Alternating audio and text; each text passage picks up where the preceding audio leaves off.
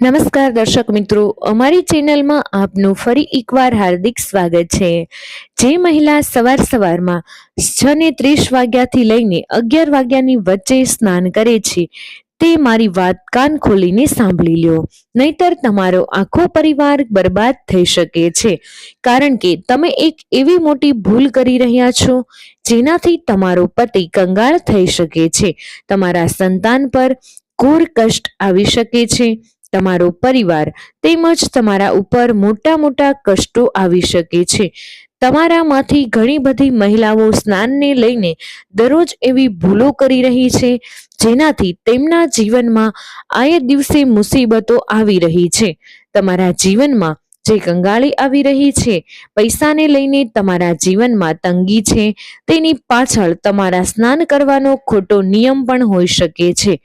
આજે આ વિડિયો અમે તમને જણાવીશું તમારા સનાતન ધર્મ અને ગરુડ પુરાણ અનુસાર મહિલાઓના સ્નાન એટલે કે નહાવા સાથે જોડાયેલા કેટલાય વિશેષ નિયમો અને તેના વિશે આપણા શાસ્ત્રોમાં શું ઉલ્લેખ કરવામાં આવ્યો છે, શું ન કરવું જોઈએ તે બધું જ જણાવીશું, જેનું પાલન કરવું તમારા માટે ખૂબ જ જરૂરી છે।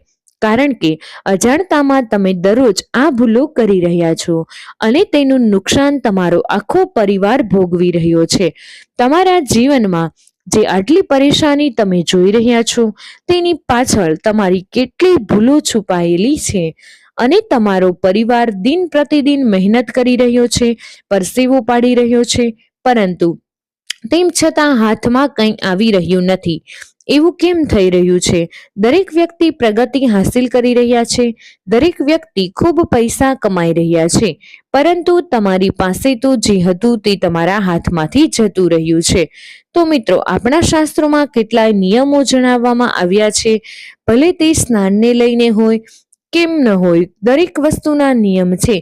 જ્યારે આપણે નિયમ કાયદાથી નથી ચાલતા તો તેની અસર આપણા ઘર પરિવાર પર પડે છે।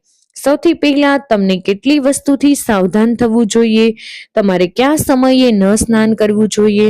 જે સ્ત્રી સવારે 5 વાગ્યાથી લઈને 6 વાગ્યા વચ્ચે નહાય છે તે સ્ત્રીનું ભાગ્ય અને તે સ્ત્રીના પરિવારનું ભાગ્ય હંમેશા પ્રગતિ કરે છે।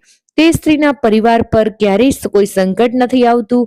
એ માનવામાં આવે છે કે જે સ્ત્રીઓ સવારમાં વહેલી એટલે કે 5 વાગ્યાથી લઈ 6 વાગ્યા વચ્ચે સ્નાન કરે છે તે સાક્ષાત માતા લક્ષ્મીનું જ રૂપ હોય છે। તે સ્ત્રી ઉપર સાક્ષાત માતા લક્ષ્મીની કૃપા હોય છે। તે સ્ત્રીના કારણે તેનો આખો પરિવાર હંમેશા સુખ ભોગવે છે। સ્ત્રીના જીવનમાં ક્યારેય કોઈ કષ્ટ સતાવતું નથી। તે સ્ત્રીના જીવનમાં ક્યારેય કોઈ બહુ મોટી ગંભીર બીમારી તેને લાગતી નથી।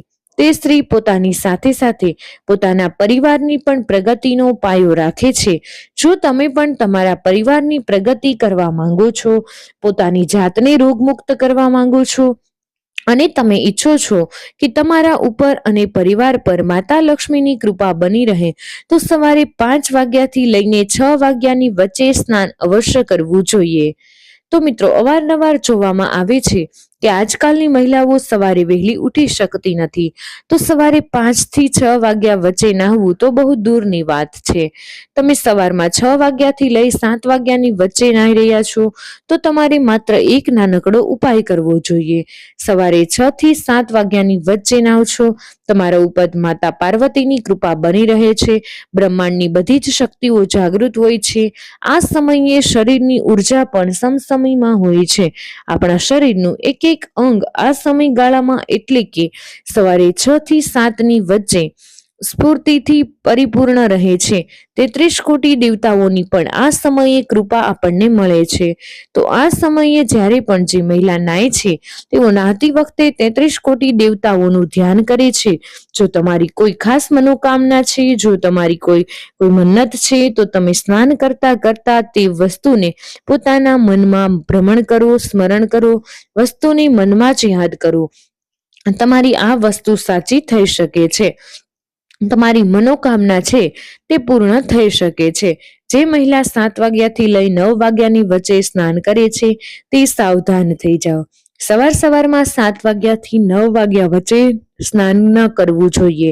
આપણા ધર્મમાં ઉચિત નથી માનવામાં આવ્યું. દરેક ઘરની મહિલા અવારનવાર આ જ સમયગાળામાં નહાય છે. 7 થી 9 વાગ્યાની વચ્ચે જ અવારનવાર મહિલાઓ સ્નાન કરે છે. પરંતુ કેટલાય નિયમ કાયદા છે તેનું ધ્યાન આપણા ધર્મમાં ખૂબ જ જરૂરી છે. તો મિત્રો, તમારે ધ્યાન રાખવાનું છે કે તમારે નહાતા પહેલા રસોડામાં એટલે કે ચૂલાની પાસે જવાનું નથી. રસોઈ ઘરમાં પ્રવેશ કરવાનો નથી. નાહ્યા વગર તમારે પોતાના સંતાનને પણ સ્પર્શ કરવાનો નથી. જો સંતાન નાનું છે તો ચાલશે, પરંતુ મોટા સંતાનને સ્પર્શ સુધા કરવાનો નથી.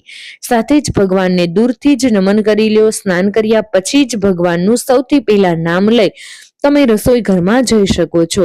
પરંતુ સ્નાન કરતા પહેલા તમારે એ વાતનું ધ્યાન રાખવાનું છે, જે પણ મહિલા સવારે 7 વાગ્યાથી 9 વાગ્યા વચ્ચે સ્નાન કરે છે, આ સમય પણ ઘણો સારો સમય હોય છે.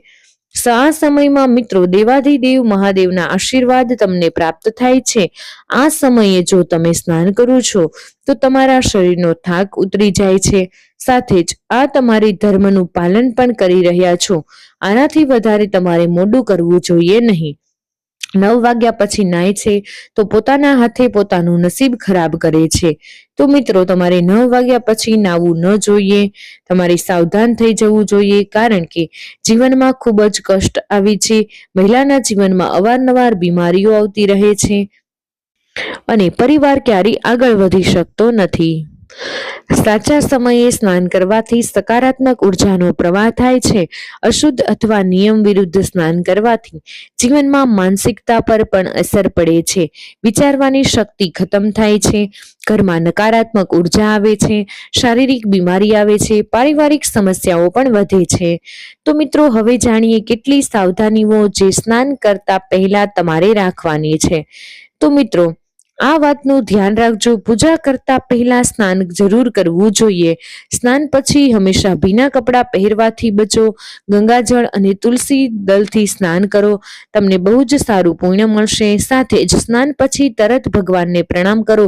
ભગવાનની પૂજા કરવા જાઓ. સ્નાનના તરત પછી જ પૂજા કરવી જોઈએ. મિત્રો, કેટલી મહિલાઓ એવી હોય છે જે ખાવાનું બનાવી લે છે, ખાવાનું બનાવ્યા પછી સ્નાન કરે છે, એટલે કે રસોઈનું કામ કરી લીધા પછી જ નાય છે. તો એવું બિલકુલ પણ ન કરવું જોઈએ. એવું કરો છો તો તમારા શરીરની અગ્નિ બળી જાય છે. તમારી જઠરાગ્નિ, જેને આપણે કહીએ છીએ, તે નબળી થઈ જાય છે. તેનાથી પરિવારના ભોજનમાં દોષ ઉત્પન્ન થાય છે. ઘરમાં દરિદ્રતા વધે છે. તો ધ્યાન રાખો. ચૂલો સળગાવ્યા તરત જ સ્નાન ન કરવું જોઈએ. સ્નાન અને તમારે જેટલું થઈ શકે તેટલું બ્રહ્મ મુહૂર્તમાં સ્નાન કરો. તમને ખૂબ જ સારા ફળ મળશે. મિત્રો, જે મહિલાઓ માસિક ધર્મ એટલે કે પીરિયડ્સમાં હોય છે તેઓ 3 દિવસ સુધી તો સૌથી વધુ સાવધાની રાખે. આ દિવસોમાં સ્ત્રીએ શારીરિક અને આધ્યાત્મિક રીતે વિશ્રામ કરવો જોઈએ. દરરોજ સ્નાન કરવું વર્જિત નથી, પરંતુ પવિત્ર નદીઓમાં સ્નાન ન કરે. મંદિર અને પૂજા સ્થાનમાં ન જવું જોઈએ. વાળ ધોવાથી કે વારંવાર સ્નાનથી શરીરની ઉર્જા ઓછી થાય છે. તો માત્ર દિવસમાં એક જ વાર તમે નાહો તો જ સારું રહેશે. ઘણી મહિલાઓ હોય છે જે રાત્રે સ્નાન કરે છે. તો મિત્રો, સૂર્યાસ્ત પછી અને સૂર્યોદય પહેલાનો જે સમય હોય છે, આ સમયે સ્નાન હોય, આ સમય તે રજતમ પ્રવૃત્તિઓનો હોય છે. નકારાત્મક શક્તિઓ આ સમયે સક્રિય હોય છે. રાત્રિમાં સ્નાન કરવાથી ઉર્જા ઓછી થાય છે. વૈવાહિક જીવનમાં કલેશ આવે છે. પતિ પત્નીમાં લડાઈઓ થઈ શકે છે. ગર્ભધારણ કરવામાં પણ મુશ્કેલી થશે. સંતાનમાં અસંતોષ થશે. વ્યવહારિક સમસ્યાઓ પણ ઉત્પન્ન થશે. તો રાત્રિમાં તો સ્નાન કરવાનું છોડી દેજો. ઘણી મહિલાઓ હોય છે જે દિવસમાં 2 વાર નાય છે, પરંતુ સાંજના સમયે નાહવું બંધ કરી દેવું. બસ એટલું ધ્યાન રાખી લેવું કે અમાસના દિવસે ન નાહવું જોઈએ. જો તમને લાગે છે કે સ્નાન કરવું જરૂરી છે, ઘણી મહિલાઓ જે આખો દિવસ રસોડામાં કામ કરે છે, પરસેવામાં થઈ જાય છે, તો તમે વાળ ન ધોશો. આ વાતનું ધ્યાન રાખો કે પૂર્ણ રીતે સ્નાન નથી માનતા તો આ દિવસે તમે વાળ ધોશો તો સારું રહેશે. તો મિત્રો, તમારે આવી રીતે સ્નાન કરવું જોઈએ. તો જ તમને તમારા પરિવારમાં સુખ શાંતિ મળે છે. તો વિડીયો પસંદ આવ્યો હોય તો વિડીયોને એક લાઈક કરી દેજો. તમારા બધા જ મિત્રો સાથે વિડીયોને શેર કરી અમારી ચેનલને સબસ્ક્રાઇબ કરવાનું ભૂલશો નહીં. કમેન્ટ બોક્સમાં જય મા લક્ષ્મી અવશ્ય લખી દેજો.